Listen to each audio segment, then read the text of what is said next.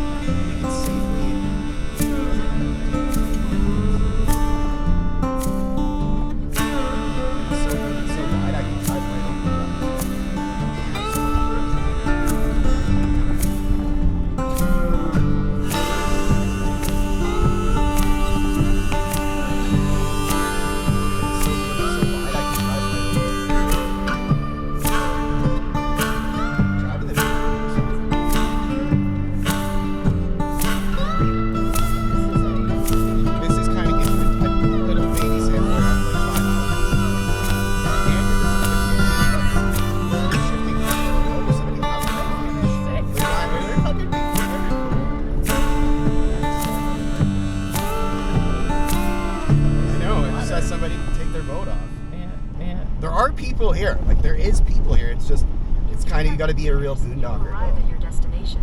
Oh ho ho ho ho! Turn it on again. It's on. Like, This camera takes us. This is it, guys. Sprague Bay wreck site, top of the Big Bend. Oh, there's a toilet here. Yeah, there is. Alrighty, guys. So we're here, top of the Big Bend. So we spent the whole morning driving up the Big Bend to the Mica Creek Dam there. We passed through the town of Mica and passed through a bunch of the gold fields in the Big Bend, the Gold Stream River, Downey Creek, Carnes Creek. But like I was saying, guys, it's all been buried by water. We didn't really see much, but still cool to travel the gold fields. Here's the boat launch. That's a pretty mean looking boat launch, man. Whoo! Back in your boat down there. When buddy's been doing it, you can see it's a truck down there, backed her all the way down to the bottom. Go out for a nice day in Basket there. So, Boat Encampment.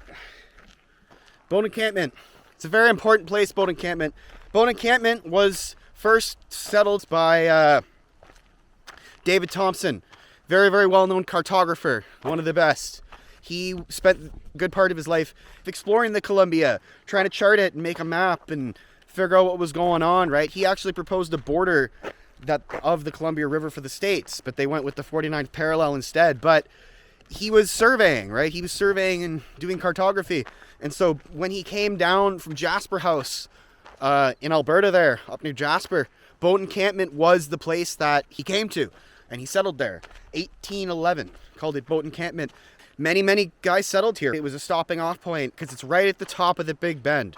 Like, you've got the Big Bend, the Columbia River, where it starts in Donald Golden area. It goes all the way up, and then it takes a big bend turn, and then it comes down all the way into Revelstoke, and then down through Revelstoke through the Columbia Canyon into Galena Bay, the Arrow Lakes, and then it continues down through the Arrow Lakes all the way to Castlegar. All the dams we saw, right? It's all linked, guys. It's all linked. But this is at the top. This is the very top of the Big Bend.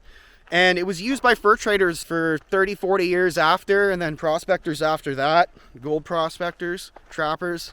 Like all things in life, it kind of had its day, and then it's time to move on, and people moved on, and times changed. But the Mica Creek Dam was a big deal because that kind of revitalized the area, paved the road, provided a reason for this area to really get used, guys. Because you got to realize, if people are living in a region, it usually means there's something there, be it coal or wood or gold or some kind of resource or some reason. Otherwise, why would you exist in a barren wasteland place?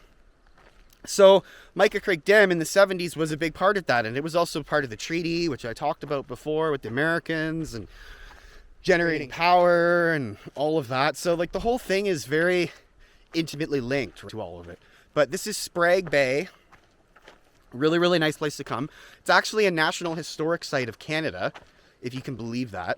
And there's quite busy here. We got a guy on the lake there, and then there's buddies over there. He's camping. So we got some people here, guys. So it's a very interesting place. Lots to see and lots of history. Boat Encampment, the true boat encampment that David Thompson came to in 1811 has been flooded and buried underwater by the makings of all the dams and stuff, that agreement between Canada and America. So we drove two hours into the middle of nowhere to get here, just to experience the feeling. And I tell you right now, it's every second of it was worth it. Alrighty, guys, so we're gonna do the hike. I got the bear spray here, just in case. Not that, you know, it's no guarantees with it, but I don't know.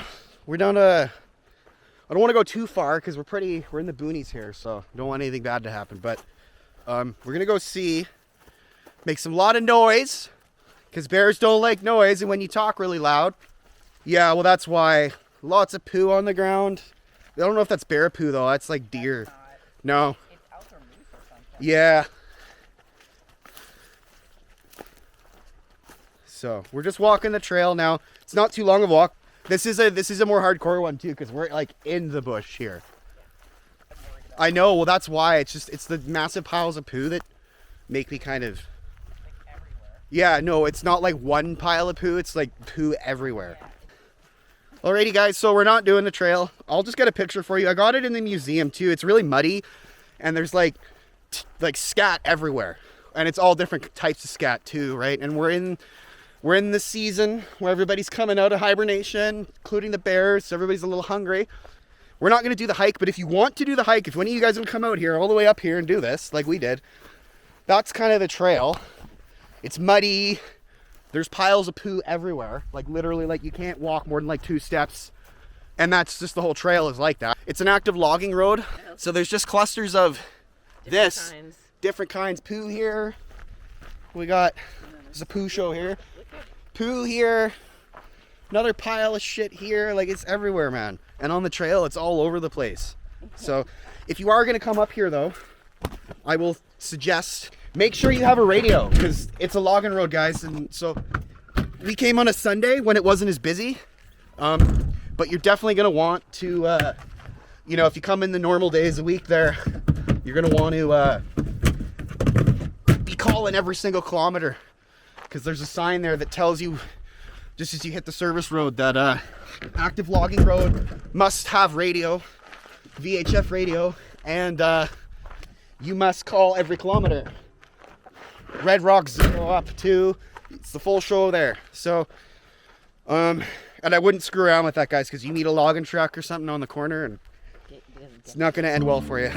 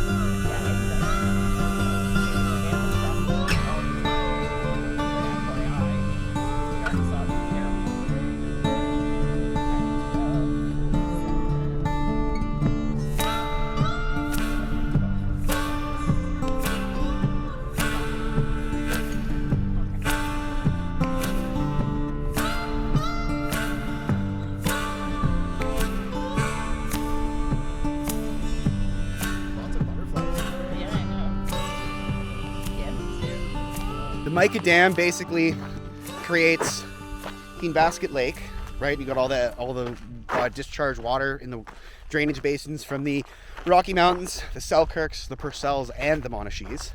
Then it gets metered. It's in the side of the mountain there, powerhouses and everything. And then this is Revelstoke Lake. So all the discharge comes from Mica Lake, or comes from the Mica Dam, out the tail race into Revelstoke Lake. And this whole thing is the Columbia River. And they can meter the flow of both Basket and Revelstoke Lake by adjusting the gates on the Mica Dam and also adjusting the gates on the Revelstoke Dam as well. So it's really cool, guys.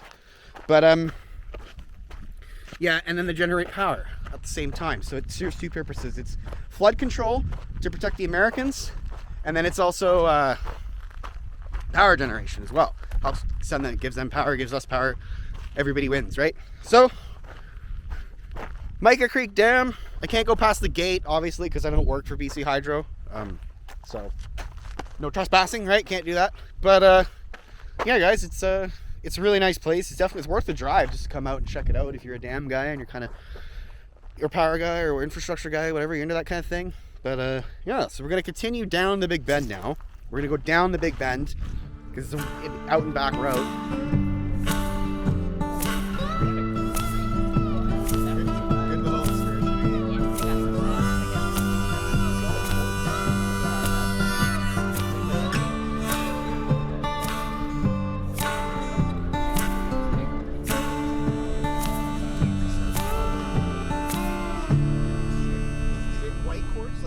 Southbound on the Big Bend here.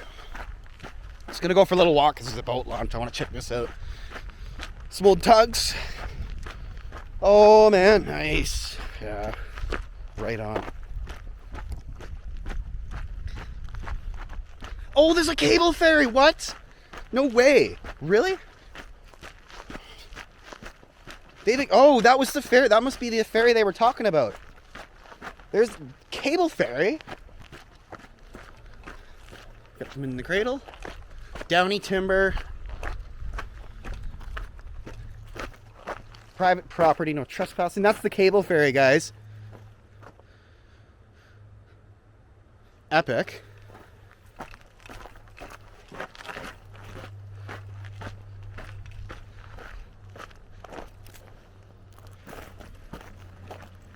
That's the cable.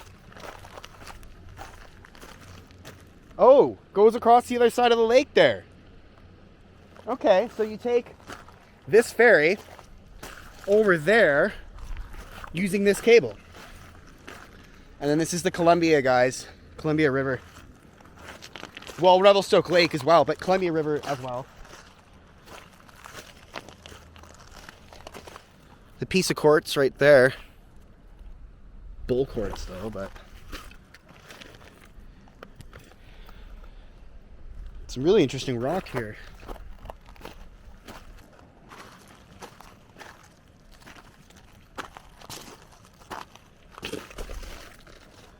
She's tied up right now, but it will basically just ride this cable all the way along.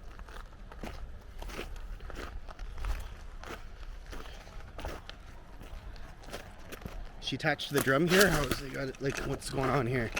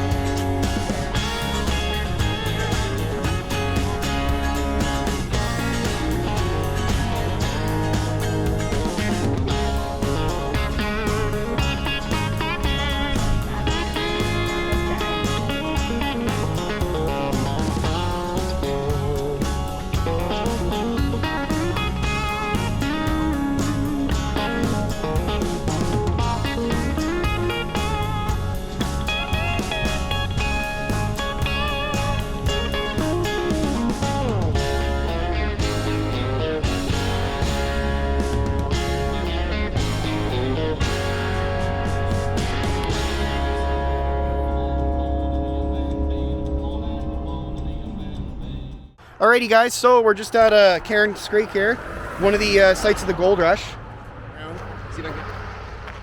So that's the road, the Big Bend Highway, as it is known, Highway 23.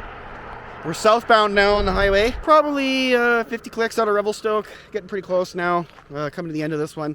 It's been a good one though, Big Bang, or Big Bang, the Big Bend. Here's the sign. This was a part of the gold rush, this area. So claims here, guys are sinking shafts into the mountain there, trying to find the hard rock. Placer, like I said guys, shallow placer diggings, not too much gold, like, you know, a little bit, but not enough to really make it like the Yukon or Fraser River or Gold Rush or even the Caribou.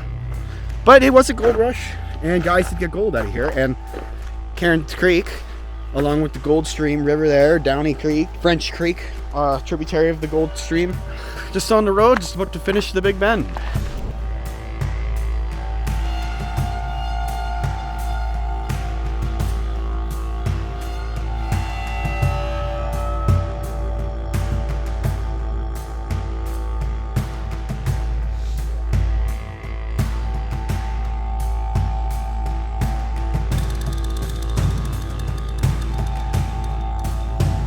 That's the Revelstoke Dam, so that's the other dam. That's what makes Lake Revelstoke.